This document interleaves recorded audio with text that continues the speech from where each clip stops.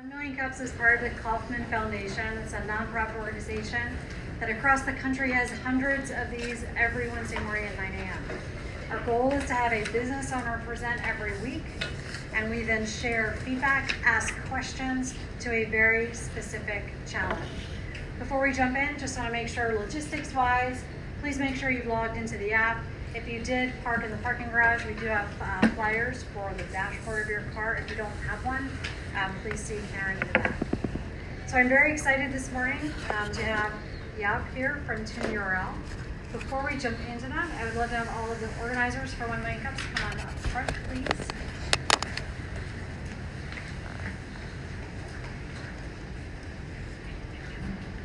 We are a slow-moving group this morning, apparently. Go ahead, please. Coffee is not kicked in yet. My name is Laura Drain from Brandon Woods Marketing. Hi, I'm John Yu with Office Efforts. Dave Morrell, 4 Steps Ahead Business Advisory Services. Jen Dalton, Brand Mirror. Tony Barnett, Key Solutions. Krista Delakis, Breakaway Fitness. Fabulous. Thank you, organizers. If you are interested in being an organizer, please reach out. Just let us know. We're happy to talk with you about that. You can volunteer first before you jump in as a full organizer. If you are new here, I just want to go through the agenda. So we'll have a presenter, a business owner present for about 6 to 10 minutes, really to give us background and make sure we can answer their question thoughtfully. Then we'll transition into asking lots of questions for 45 minutes. So if this is something you're interested in participating in, it's not just for startups. It can be for businesses that have been in business 3, 4, 5 years and want to pivot and just want to get feedback. So again, you can also apply to present. Our coffee sponsor this month is Blur Coffee. Coffee is awesome. We do seek sponsors other than just coffee sponsors, but that is very convenient since we are 1 million cups of coffee. Blur Coffee is a subscription-based coffee. They do amazing work. It's a Vietnamese coffee, very specialized and very tasty. Please be sure to check out their website. And with that, I'm going to transition it over to Jaap to talk to us about TuneURL. Thank you. Good morning, everyone, and thank you guys so much for coming. Today we're talking about TuneURL, changing radio advertising ROI forever. The problem we're solving is you're driving in your car and you hear an ad on the radio and story on NPR. You're driving. You can't write it down unless you do something unsafe. Most people, I don't want to speak for all of you, forget it the moment you get to the destination. So it's very ineffective. The other problem with radio advertisers they have no return on investment tracking that they can do. They put an ad in the air, they have no idea when, who responded to that ad, they can only might see some uptick in sales. So what we've created is TuneURL. The way that it works is the radio plays an ad, just using ad as an example, with a little TuneURL at the end. It's similar as an audio version of the QR code. The user swipes yes if they're interested, and the app will do whatever call to action was there. For example, save a website. So the way it works is you have your radio ad, there's a trigger sound that opens up the technology, then the TuneURL, which is the audio fingerprint, the Shazam for the ads, and then the radio continues. There's multiple solutions that we can do. You can either save a website, call a phone number, give feedback to a call, purchase a song, download an app, send pre-filled text. For example, Red Cross is doing advertising. They say, send help to this number. Just with one swipe, you can do this donation. The market has 150 million adult radio listeners with a smartphone in the US. Radio advertisement spending is 18 billion in 2017 in the US. This technology is not just limited to the US. It can be used anywhere in the world, since we're just using music.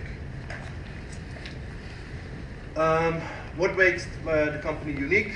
Real-time insight into user behavior. So with our technology, we will know exactly which ad someone saved the website for, went to the website, made a purchase, shared with their friends. So all of the data that you currently have on banner ads, you can suddenly also have on radio ads.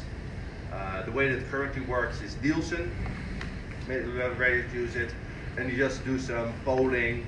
I think with our previous elections we showed that polling doesn't work that well.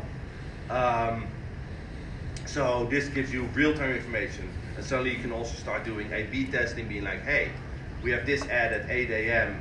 that we use a Russian voice, we have this ad that suddenly you use an Italian voice, which ad worked better for this specific region? Flip side, if you suddenly want to say, hey, we want to sell shoes, we know we have the data to say, hey, if you want to sell shoes, make sure you go between the time 6 p.m. and 8 p.m. in Wisconsin at a country station, because that is the biggest impact that you can use. The solution is tailored for the car driver challenges of interacting with the radio safely. So this is why you just, current for our beta model, we're proof of concept. We only have swipe, but we're looking into building in voice command too, where someone just say, I'm interested. How are we doing on time?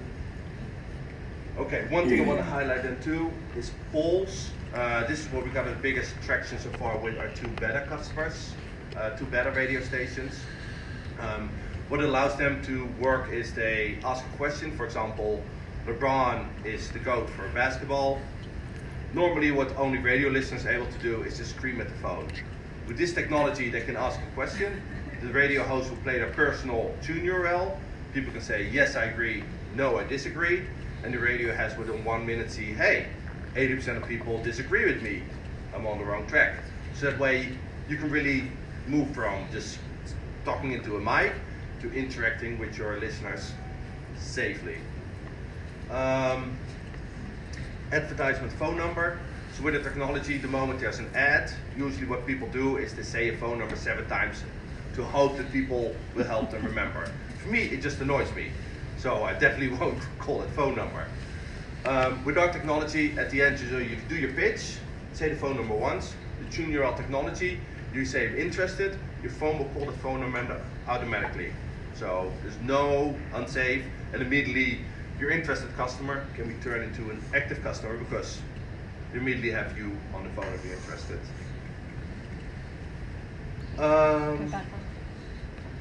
So this is the question that I have today. What are suggestions for adoption? So we've got 3 players that all need to get buy-in. Listeners, radio station, radio advertiser. That's the biggest challenge. We are talking to NPR. I've got a call at 11 again today. They're interested in this technology. We just need to get through the legal mumbo jumbo at a molasses company like NPR. It's going to be slow. But I was wondering if we could use you guys' brains on solving this problem, because it's, I think, a challenge that a lot of companies have. Thank you very much. Thank you. So stay up there, please. Yep, so good. Good drink of water. So I will moderate the Q&A for you. Everybody, just please remember to state your name and your company very quickly before you ask your question. Keep the questions succinct, and remember to jot your notes and your questions down on the cards that are in front of you at the tables, because as soon as the session is over, we will collect the cards, photograph them, make sure that TuneURL has your feedback. So it's all the feedback, including the feedback in the app, is very important to us. So thanks. And we'll start with the questions. Chris. So, Chris Tomseth, Money Mailer and Tyson's, and I guess I don't have the answer to your direct question, but as you were presenting, that's exactly what I thought. Is like, okay, this is great for the advertisers and the stations, but how do you get the listeners to adopt the app? Because to me, that's actually the first point. Because if you can get adoption with, like, the people in the room, for example, then the other 2 stakeholders will follow, because once that will let you sell to the advertisers, which in turn will get the radio stations on board. Yeah. So I guess my question is, what ideas do you have so far for listener adoption? So the 2 ideas we have is to go with the polling, because currently you can only scream at the phone, but this really allows you to influence the program that you're talking to. And the other one idea is to have NPR as the first adoption. I maybe hear once every month or once every 3 months an ad I'm interested in. I hear once a day a story on the radio that I'm like, hey, I need to share this with my friend George. So there's a lot bigger need on NPR to share these stories. that will get people familiar with this technology, and that then at one point will be like, hey, this technology is suddenly also now available for ads. Awesome. Russ, Macintosh Vision Idea Design. Have you looked into podcasts as well? Because when I'm in the car, I'm not listening to the radio, I'm listening to a podcast, and they'll say something, and I'm like, I gotta remember that. And the way I'm kind of seeing this is it's kind of like a Shazam, where Shazam will record the song or whatever. Yeah. Well, this should also be able to like record the website or the URL for me to go back and, oh, what was that thing that they were talking about in the podcast? Oh, I've got it. Tune the URL here, or whatever. What you say, it's Shazam. Yeah, we're looking into podcasts too.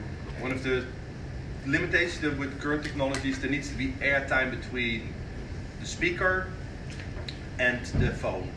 So the moment you listen to a podcast on your headset, this technology won't work. But like in the car, I listen in the car. With on Bluetooth, yeah, Okay. it works there too. Ken Portnoy, ASPC Toastmasters. I'm curious what the use case is, what the steps are that a listener has to go through in order to get hooked into this particular technology. So we need to have the technology on the phone. That's the first thing. So you need to get somebody to download the app and put it on their phone in order for this to work for them. That's one option. The other option that we've considered is to have this technology built into the radio, the app that radio stations have, so that X amount of people already have downloaded the radio app from the radio station itself, their app. So for example, WTOP has an app on the store. So X amount of people have downloaded it. The moment we build a technology into their app, we're suddenly on X amount of phones. The other one is we've thought about partnerships with Facebook, Pandora, where we say, hey, we'll just split the cost and you get half, we get half, for example, and suddenly we are on billions of phones. So that was my suggestion for listener adoption, was to piggyback on top of an existing platform where it wouldn't require this extra steps. I think ScanCode may have run into that problem. I'd be very interested in your view or your research at some point down the road into why ScanCode went south. Yeah. Yeah, okay. You know what I mean by ScanCode? The QR codes. QR code. Yeah. Yeah, I think, yeah. Because there's some kind of risk that QR code has uncovered. Yeah.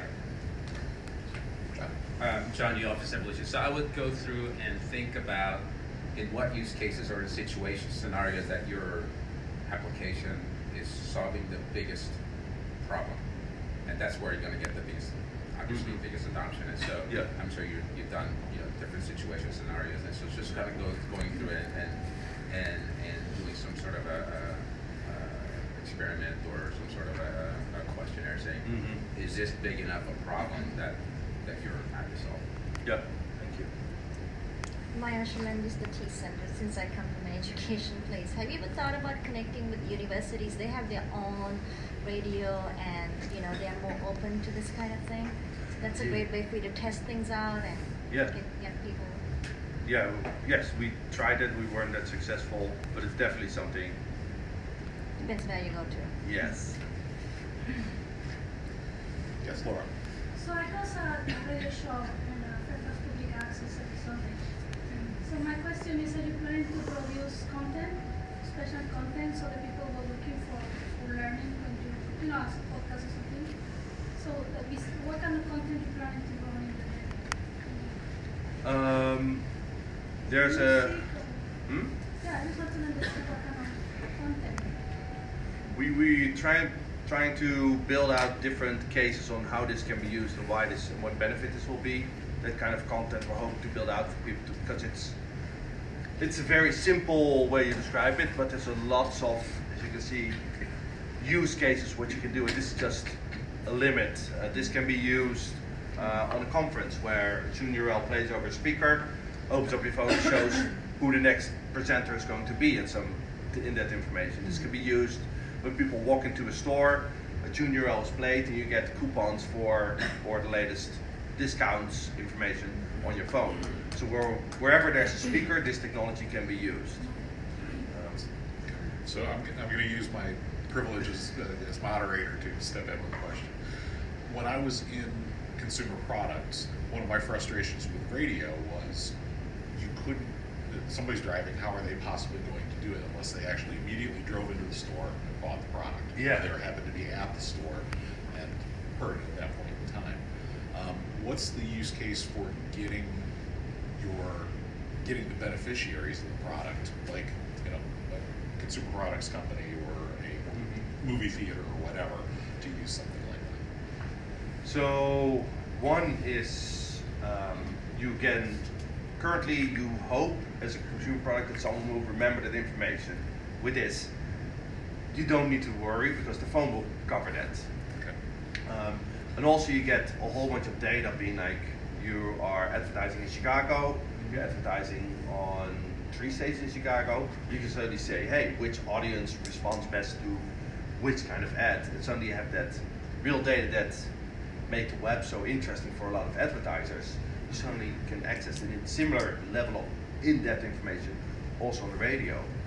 A radio advertiser can say, hey, we resulted in this increase in sales.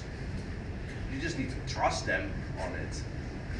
Suddenly you got your full insight into your full sales funnel, like, hey, what is the impact we're having? Yes. Deb Cohen, management consultant, Deb Cohen, LLC. So you've got 3 stakeholder groups. Let's focus for a second on the listener. You obviously have to engage the listener. You can go ahead and say, here's the benefit to you. You get to get information quickly or easily. You can participate in a poll, et cetera, et cetera. What are the risks to the listener? And how have you addressed what those risks are? So for example, if I'm a listener and I have to download an app, or it happens to be in the app of NPR, am I at risk of getting more advertising or more texts or more emails? That's, I hate those. Yes. Or if I'm driving, is it legal for me to swipe on my phone? What are the restrictions? So what are the risks, all of them, and how have you addressed those? Because you've got to be able to kind of get over that hump. Yes. So there are not going to be more ads. There probably will be less ads because the ads will be more effective. The ads will be shorter because instead of you having to say the phone number 7 times hoping that people remember, you only need to say it once and play a tune URL. So your ads probably will be shorter.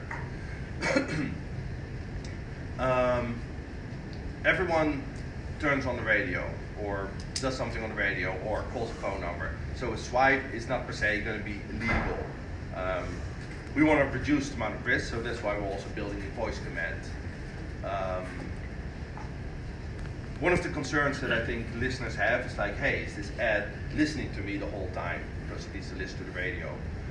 We're not storing any information on what's recorded. So the moment your voice command is swiped saying, hey, I'm interested, whatever that little segment of audio that we saved is going to be deleted. We just only use it to make the call and it's not stored anywhere.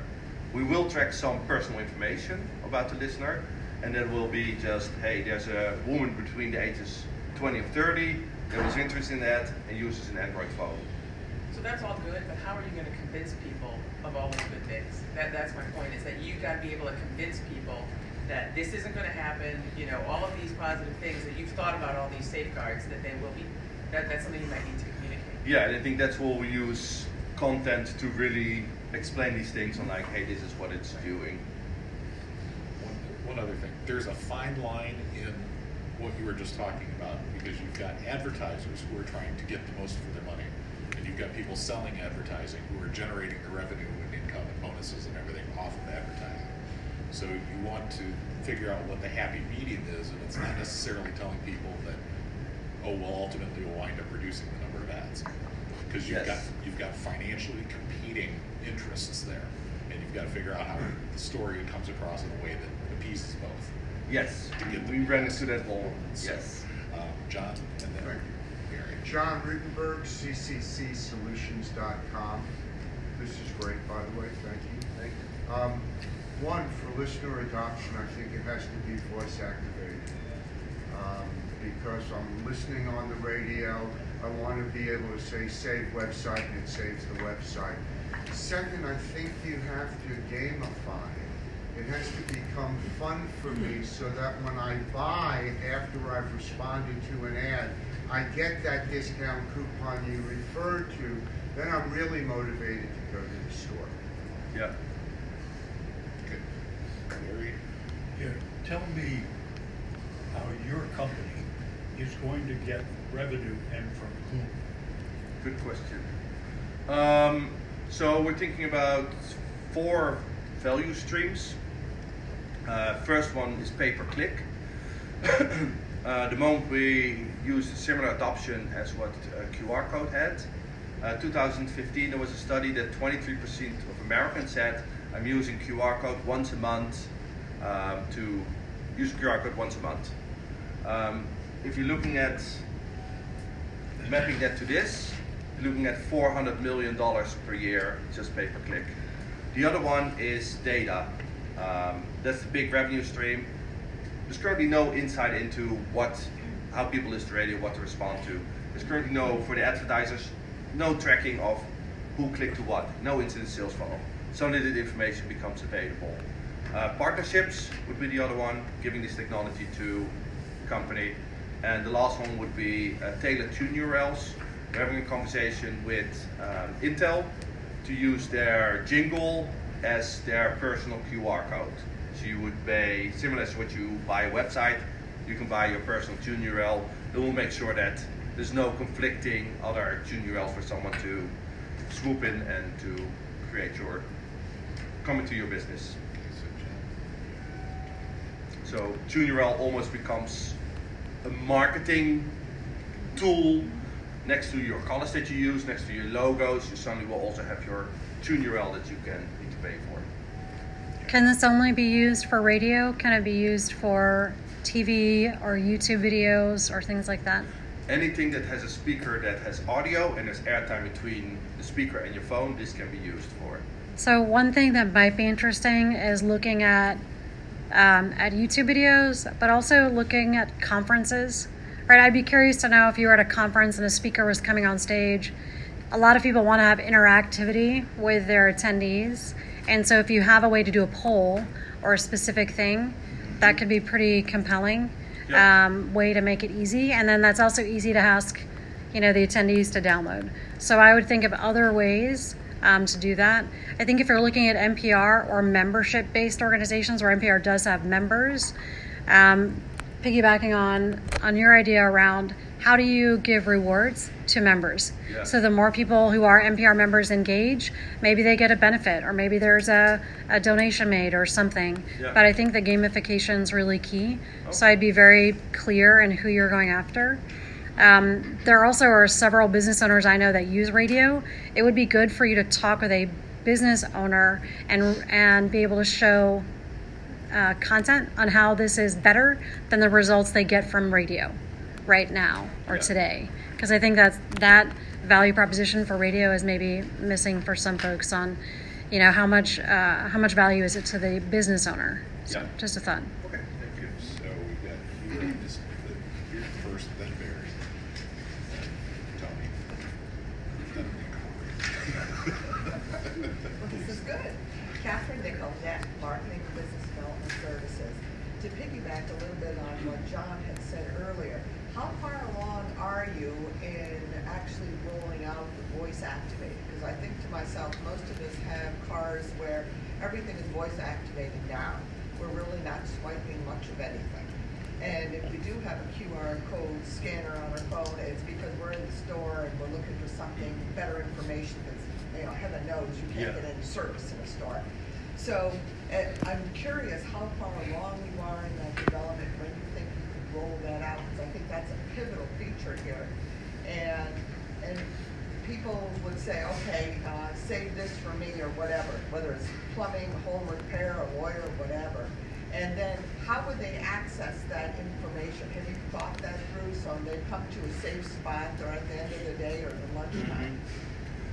So to answer the first question, IBM Watson has an API that you can call with a little piece of audio, and that just sends the response. So we're thinking for this beta to first use that to build in. Second question was, how do you go, the moment you save a website, how do you access that? You just open up the app, you go to saved stories or saved information, and that's where you'll see all of the information. And that's the only place it would be retained, correct? Yeah. Because that goes back to the privacy and the risk. Yeah. And this is just personal on your phone, that's not stored with us. We'll store how many people saved it, but not exactly who. It's not identifiable. Okay, thank you. All right, so let's see. I've got Barry, Tony here, and then come back to you. So, Barry. No, You're not going to Tony. Okay. So this is going to be the Pandora's box moment. I think your scale is wrong. You have solved the problem that Facebook has been trying to figure out for years, which is how to instantly acknowledge an advertiser and track that interest. I think what you need to do is reach out to Facebook, because every time about gamification, and what John said is right, but the critical thing is that it's not gamification, it's socialization. Facebook is already there. Facebook is already putting out ads, and the advertisers on Facebook are already interested in tracking who's interested in what.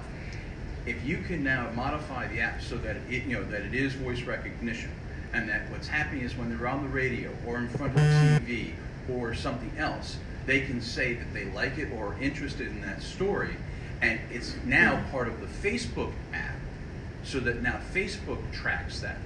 And what you're doing is you're jumping over several hurdles at once by reaching out to them and saying, look, I have this technology that could do this, which means it could now immediately log into their Facebook that they're interested in it. Now, they don't have to go back and scan through ads or anything else, because when they acknowledge through TuneURL that they are interested in something, it logs it right into their Facebook, and then when they're home at night before bed going through looking at Facebook to see what their friends are doing, now all of a sudden it's an instant login in their Facebook that they can go back to and respond with. Okay, thank you. So I want to pick up on something Jen said a few minutes ago. So I think coming down from the Facebook to something more manageable, maybe on a regional scale. If you could approach a, let's say, regional Washington area advertiser, like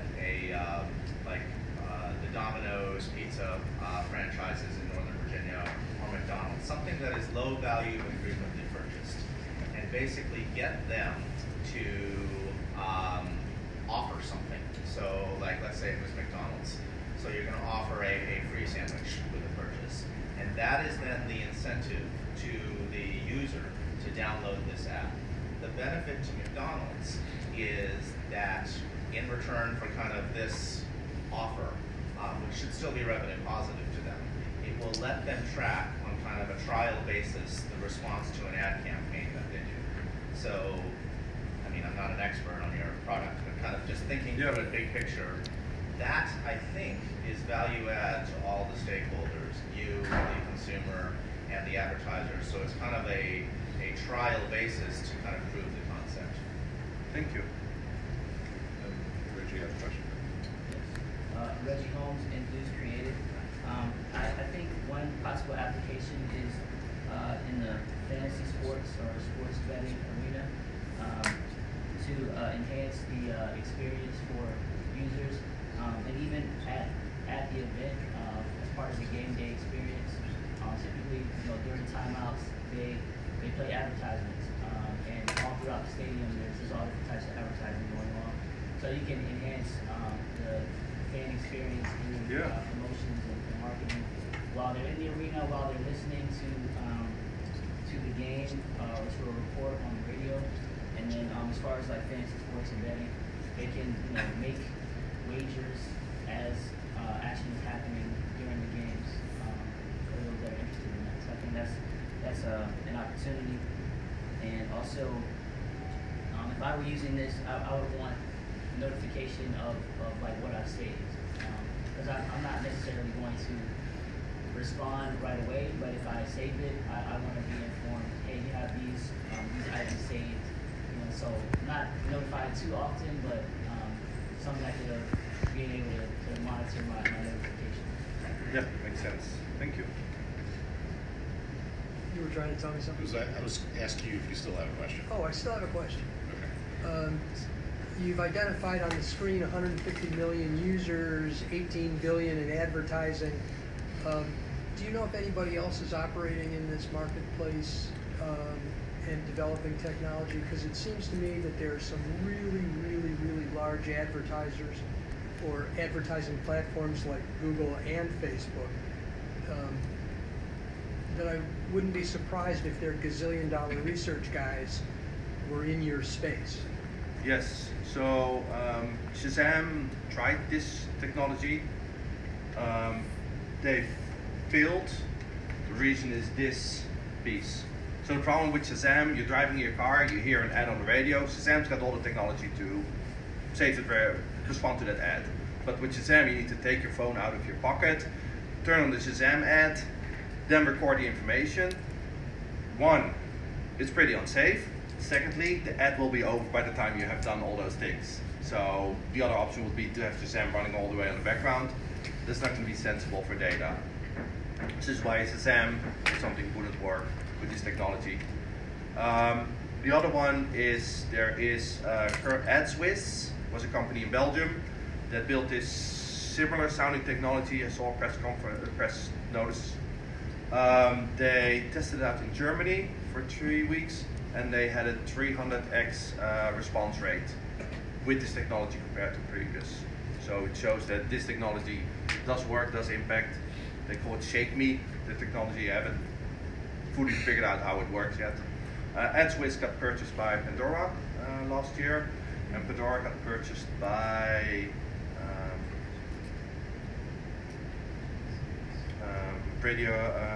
iHeartRadio, I think. Yes, they did. So, Ross, Jen. So going towards iHeartRadio, I just recently had a client that wanted to do radio advertising and we were looking at the costs. And the iHeartRadio, because it is a national account, was a lot higher than Wake Radio 92.5. That's a local station. Have you pursued local stations as opposed to the bigger entities, or is there any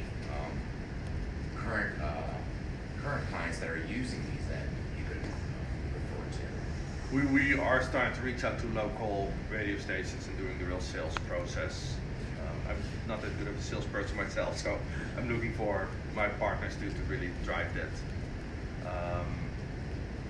And we have chatted in December 2017, so a year ago, with SiriusXM, with their one of the senior directors there who does partnerships and innovation, and they're like, okay, let's make sure that this runs somewhere else, and then we definitely want to be also on the forefront to adopt this. Two quick thoughts. I think the stories, if that's what they're saved as, I would love to be able to share that. So share a coupon on Facebook, share a coupon on Twitter. So is that a functionality that's available? Yeah, we have that. Okay. And then my second follow-on question, similar to Reggie's, for each story, as a business owner, can I define what gets captured? So can I define, this is a coupon, save it to their phone, give them a 24-hour reminder before it expires? Like, is that something that's embedded also? We haven't been the reminder, and I really like that. Okay. But it's very, very cool addition. What does it cost for a business to buy a trigger sound? Like, who gets charged what, I guess is my question. So the app's for free. We're in both stores at this point. The current model that we have, that we've thought about, is just pay-per-click. So the moment whoever swipes that they're interested, we're talking about $1 at this point, and that's pretty comfortable to banner ads. And you create a trigger sound for a business? Yeah.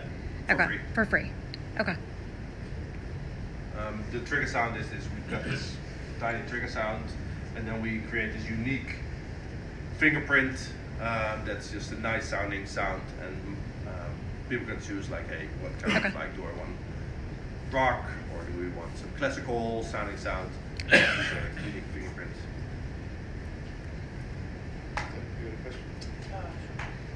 So I like the idea the gentleman back here was talking about in terms of the sports idea. It might be great if you could get some sort of a big campaign. For example, polling during elections, or something like that, where it may not necessarily be the mainstream of what you want to do, but it gets the attention of, hey, look, there's technology that can do this. The challenge, of course, with polling like that is that if you use one particular radio station, it's going to be skewed toward who those listeners are. So, you need to figure out how to not just get a station or something like that, but have you thought about what kind of an idea where you might have some big campaign, something that's very current and timely that people are going to say, hey, that's cool? Yes, I'm definitely open to that. Conferences we talked about to use this, then it really becomes, how do you get to people to buy that and adopt that? Right. And this technology can, in theory, usually, 1 million cops got an app, most people got an app, a conference got an app. Build this technology into the app, and then it's on their phone already. No one needs to download an app also anymore. So on that idea though, professional societies who have big conferences like the convention center, you've got sometimes 20,000 people that come together, and I've seen this at conferences where they do polling. If you actually had that, and everybody's got their phone with them, it's not necessarily in the car, but they could play things at the the main event and have people sort of swipe and do polling right then and there. It's real time. Yeah. I bet there are, you might go to the convention center to say, or figure out what conferences are coming to town. Like this week, the physical therapists are in DC, and there's like tens of thousands of them. Yeah. And at a venue like that, where you say to the association who's hosting it, and they could even get an advertiser to sponsor it. Yeah. We've got time for one more question. I'm guessing when you so you have the video, then advertising a section of Tony URL, so you have a trigger. So during the advertising and customer at any time they respond, then you record the entire advertising somewhere, right? No, so the way it works, the radio plays, this trigger sound will open up the app and start recording, and this section is recorded. Right, so you will record the whole advertising, right? No, just this section. So this, for example, this is, we're just talking about, I don't need to share that, 3 to 7 seconds of audio. So we're just recording 10 seconds of audio to make sure we captured everything, and that's it. But in this audio, you will have like what kind of is what about the contact information or how to get it. So that's the entire. No, all that information is part of this audio trigger. We've got this audio trigger is a unique fingerprint that links back to our database, and our database will have tons of information on this specific ad that it was linked to. So you will be pre-processing the advertising content, the audio content, pre-processing. So when you're pre-processing, then you have to involve with which you will put the advertising in, then you pre-processing it, then hand over to the radio station and broadcast it. So there is some partnership has to be done. Yeah. So there's a message that tune your URL will hear, and there's a message that the listener will hear. But they're two different. They're communicating the same information, two different languages. Is that what I'm? Yeah. No. So the radio. This is what the listener hears. Then they hear the trigger sound of the tune URL, and this becomes like a fingerprint that will tell them, okay, this tune URL is linked to this specific ad. Okay. So it becomes like whatever phone number you say in the ad. This. Okay. But there's something in there that says to tune URL. This is how we time. This is the fingerprint. This is the record that we're linked to. Similar to Sam with the song, they listen to a piece of song. It's got multiple fingerprints, and that's how they're able to map back what song it was. Excellent.